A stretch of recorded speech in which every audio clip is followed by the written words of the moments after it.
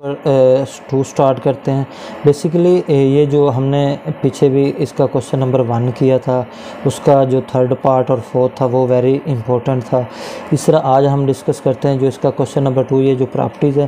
Basically इसमें 1 या 2 हर paper में इसके एमसीक्यूज़ के तौर पर ये क्वेश्चन आए होते हैं, या शॉर्ट में आए होते हैं या एमसीक्यूज़ में। ये हर हाल में आने एमसीक्यूज़ अगर आएंगे तो ये कम से कम 2 आएंगे, अगर शॉर्ट आएगा इसमें से तो 1 तो कन्फर्म है। और ये प्रॉपर्टी का जस्ट नाम ही पूछा जाता है। तो आज हम इंशाल्लाह इसको डिटेल से डिस्कस करेंगे, ये बेसिकली प्रॉपर्टीज़ क्या होती हैं। अब क्वेश्चन नंबर 2 स्टार्ट करते हैं। एक्सरसाइज 1.1 है जो नंबर सिस्टम की।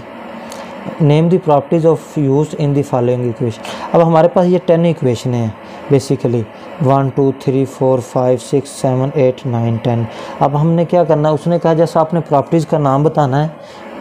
अब हम क्या करेंगे, हम चेक करेंगे इसको बारी बारी, इसमें से कौन सी प्रॉपर्टीज़ ट्रू और कौन सी रॉन्ग। अब देखिए हमारे पास यहाँ पे दिया हुआ है 4 + 9 = 9 + 4। ये सिंपल हमारे पास ये 2 स्टेटमेंटें दी हुई हैं।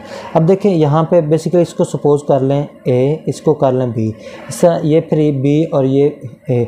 हमने पीछे डिटेल से इसकी जो प्रॉपर्टीज़ है ना सेट ऑफ रियल नंबर की, वो हमने डिस्कस की थी कि हम जो कम्यूटेटिव लॉ है बेसिकली, जो सबसे एडिशन के लिहाज से जो सबसे लास्ट वाली प्रॉपर्टी है, वो हमने डिटेल से, हमारे पास कोई एक नंबर दिया जाता है बेसिकली,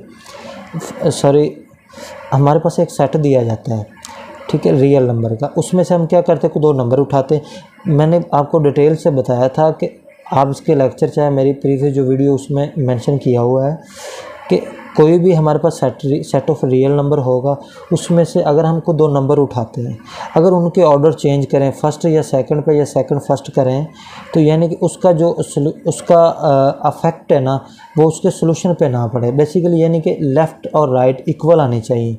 तो फिर क्या होगा, कम्यूटेटिव लॉ सेटिस्फाइड होगा, अदरवाइज सेटिस्फाइड नहीं होगा। तो इस तरह ये हमारे पास इसकी सिंपल डेफिनेशन बन गई। हमने को 2 नंबर फ़र्ज कर ले, A B belong to real number से, ठीक है। अब इनको क्या किया, a + b किया या b + a करें, ठीक है। तो इनके सोल्यूशन पे, यानी कि इनके जो सोल्यूशन है उन पर कोई अफेक्ट ना पड़े, तो हम उसको क्या कहेंगे, कम्यूटेटिव लॉ। अब देखें इनमें प्लस का सिंबल यूज़ हुआ है, तो लिहाजा कहेंगे commutative property with respect to addition. अब हम स्टार्ट करते हैं सेकंड पे। हमारे पास अब देखें ये 3 नंबर आ गए। अब सिंपल हमने क्या किया था, सिंपल हमारे पास एक को सेट दिया जाता है रियल नंबर का, अगर उसमें से 3 है तो 3 नंबर हम सपोज कर लेते हैं। ये हमने बेसिकली जो हमारे पास जो प्रॉपर्टी नंबर 2 थी ना, एसोसिएटिव प्रॉपर्टी, उसमें क्या था, कोई एक सेट ऑफ रियल नंबर दिया जाता था। हम क्या करते थे, उसमें से कोई 3 नंबर सपोज करते थे, ठीक है। a + b + c = a + b + c। तो अगर बेसिकली उसकी 2 साइड्स होती हैं, एक लेफ़्ट होती है और एक राइट होती है। अगर लेफ़्ट = राइट, यानी कि लेफ़्ट और राइट आपस में बराबर आ जाएं, तो एसोसिएटिव लॉ सेटिस्फाइड हो जाता है अंडर एडिशन के लिहाज से। हमारे पास 3 है, ये उसकी सिंपल प्रॉपर्टीज है। a + b कर लें + c, या a + b + c कर लें, तो यानी कि इसके सोल्यूशन के ऊपर कोई अफेक्ट ना पड़े, तो एसोसिएटिव लॉ अंडर एडिशन के लिहाज से सेटिस्फाइड हो जाएगा। अब इस तरह इसका मतलब है ये 3 नंबर है जमा के लिहाज से, तो सिंपल ये एडिशन लॉ ही होगा। तो अब आगे अब देखिए दोबारा फिर ये 3 नंबर आ गए, जो सिंपल हमने ऊपर वाले किए सेम एज इट वही बनेगी, क्योंकि अब देखिए a + b + c = a + b + c, यानी कि इनमें से कोई भी करेंगे तो यानी कि इसकी लेफ़्ट और राइट, यानी कि इनके ऑर्डर चेंज करें ब्रैकेट के, तो लेफ़्ट और राइट पे कोई अफेक्ट ना पड़े। तो अगर हम इसके ऑर्डर चेंज करें, इसके लेफ़्ट और राइट पे अफेक्ट ना पड़े, तो एसोसिएटिव जो प्रॉपर्टी होती है अंडर एडिशन के लिहाज से वो सेटिस्फाइड हो जाती है। अब हम स्टार्ट करते हैं। हमारे पास जो 4th नंबर पे है 100 + 0 = 100 आएगा। अब देखिए बेसिकली अब उसने सिंपल आंसर निकाल, मैंने आपको डेफिनेशन एक बताई थी एडिटिव आइडेंटिटी की। वो बेसिकली जो आइडेंटिटी होती है वो, यानी कि उसकी डेफिनेशन सिंपल ये बनती है कि वो किसी भी दूसरे नंबर पे असरअंदाज ना हो। सिंपल यानी कि हमारे पास फॉर एग्जाम्पल मिसाल के तौर पे हमको नंबर ले लेते हैं, कोई भी हमने ले लिया 3 रियल नंबर से, ठीक है। अब हम क्या करते हैं, इनको 3 में से 0 प्लस पहले रखें या 0 बाद में रखें, यानी कि इनके सोल्यूशन पे कोई फ़र्क नहीं पड़ना चाहिए। देन फिर क्या होगा, आइडेंटिटी लॉस सेटिस्फाइड हो जाएगा। अब इस तरह आगे हमारे पास है जो 5th नंबर पे है 100 plus under multiplication 1 is equal to 100। अब देखिए यहाँ पे 0 यूज़ हुआ है, यहाँ पे 1 है। बेसिकली हमारे पास दो तरह की प्रॉपर्टीज़ होती है, एक एडिशन के लिहाज से होती है और एक मल्टीप्लाई के। जो एडिशन के लिहाज से होती है वो 0 होती है, जो मल्टीप्लिकेशन के लिहाज से होती है वो 1 होती है।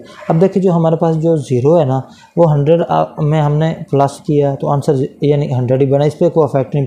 सेम इसी तरह मल्टीप्लिकेशन के लिहाज से भी जो आइडेंटिटी होगी, यानी कि सेम जो भी हमारे पास नंबर होगा उसके ऊपर वो अफेक्ट ना करे, असरअंदाज ना हो, तो उसको हम क्या करेंगे, मल्टीप्लिकेटिव आइडेंटिटी। अब देखें इस तरह यहाँ पे 6 नंबर पे है 4.1 प्लस -4.1 इज इक्वल टू 0। अब देखिए यहाँ पे हमारे पास एक हमने लॉ पढ़ा था एडिटिव इन्वर्स। वो बेसिकली क्या होता है कि हमारे पास एक रियल नंबर होता है, रियल नंबर से हमने नंबर लेना होता है। हमेशा जो भी नंबर हम सपोज करते हैं रियल नंबर से, उसका जो भी अपोजिट नंबर होता है वो हमेशा उसी सेट में मौजूद होता है। ठीक है, हमारे पास जैसे हमने रियल नंबर से कोई एक नंबर ए ले लिया। अब देखिए इसका जो अपोजिट नंबर है माइनस है, एडिशन के लिहाज से वो अब देखिए ये सेट के अंदर मौजूद होता है। अब हम क्या करते हैं, इनको अगर आपस में जमा करके चेक कर लें। ठीक है, अब देखिए आंसर क्या आ रहा है, 0 ही आ रहा है, यानी कि कोई अफेक्ट नहीं पड़े। तो देन फिर हम क्या करेंगे, इसको कहेंगे एडिटिव इन्वर्स। यानी कि बेसिकली सिंपल इसका मतलब ये है एडिटिव इन्वर्स का कि कोई भी नंबर ले लें, अगर उसका नंबर का इन्वर्स उसी सेट में एग्जिस्ट कर जाए तो उसका जो सोल्यूशन होगा बेसिकली वो 0 ही आएगा। एडिशन के लिहाज से, अगर मल्टीप्लिकेशन के लिहाज से करेंगे तो उसका सोल्यूशन 1 आएगा, क्योंकि एडिशन के लिहाज से आइडेंटिटी 0 होती है, मल्टीप्लिकेशन के लिहाज से आइडेंटिटी 1 होती है। इन्वर्स लॉ में हमेशा उसका जो सोल्यूशन होता है वो हमेशा आइडेंटिटी ही बनता है। अब आगे स्टार्ट करते हैं 7 नंबर पे। अब देखिए बेसिकली सेम जो ऊपर हमने किया वही सेम नीचे आ गया, यानी कि ये भी दोनों फिर एक जैसे ही हैं, तो लिहाजा हम चलते हैं आगे वाले क्वेश्चन के ऊपर। अब हमारे पास क्या है 8 नंबर पे। अब देखें हमारे पास बेसिकली यहाँ पे 2 नंबर हैं। बेसिकली इसको सपोज कर लेते हैं हम ए है और इसको सपोज कर लेते हैं बी है। इस तरह ये फिर बी ओ पहले आ जाएगा और इस तरह ये ए आ जाएगा, यानी सिंपल ए मल्टीप्लाई बी आ रहा है, ये बी मल्टीप्लिकेशन करें ए आ रहा है। यानी कि ये 2 नंबर हैं, इनके ऑर्डर हमने चेंज आगे या पीछे किए। जो पहले हमने इसका जो नंबर 1 था ना वो हमने किया है, तो वो एडिशन के लिहाज से तो सेम उसी तरह करना है। यहाँ पे मल्टीप्लिकेशन आ जाएगा सिंपल, यानी कि अगर 2 नंबर दिए जाए और उनके ऑर्डर भी आपस में चेंज कर दिए जाएँ तो उनके सोल्यूशन पे कोई अफेक्ट ना पड़े, तो वो क्या होता है उसको बोलते हैं commutative property with respect to under multiplication. इस तरह अब हम स्टार्ट करते हैं अब हम स्टार्ट करते हैं जो नंबर 9। वो क्या है कि हमारे पास अब देखिए ब्रैकेट है, ब्रैकेट से पहले कोई नंबर है। हमेशा याद रखना, हमने एक डिस्ट्रीब्यूटिव लॉ पढ़ा था, वो क्या था कि अगर कोई भी ब्रैकेट दी जाए, ब्रैकेट के अंदर वैल्यूज़ दी जाए और उसके पहले ब्रैकेट से कोई टर्म आ जाए, कोई भी टर्म्स आ जाए, तो अगर उनको आपस में मल्टीप्लाई किया दे, अगर फर्स्ट स्टार्ट से यानी कि लेफ़्ट साइड से अगर मल्टीप्लाई स्टार्ट करते हैं तो उसको हम बोलते हैं लेफ़्ट डिस्ट्रीब्यूटिव लॉ। अगर वही नंबर को हम राइट से करेंगे तो उसको बोलेंगे राइट डिस्ट्रीब्यूटिव लॉ। ये हम दोस्तों ये हमारे पास टोटल इसकी जो क्वेश्चन नंबर 2 था, इसके 10 पॉइंट थे, वो हमने डिटेल के साथ डिस्कस कर लिए हैं।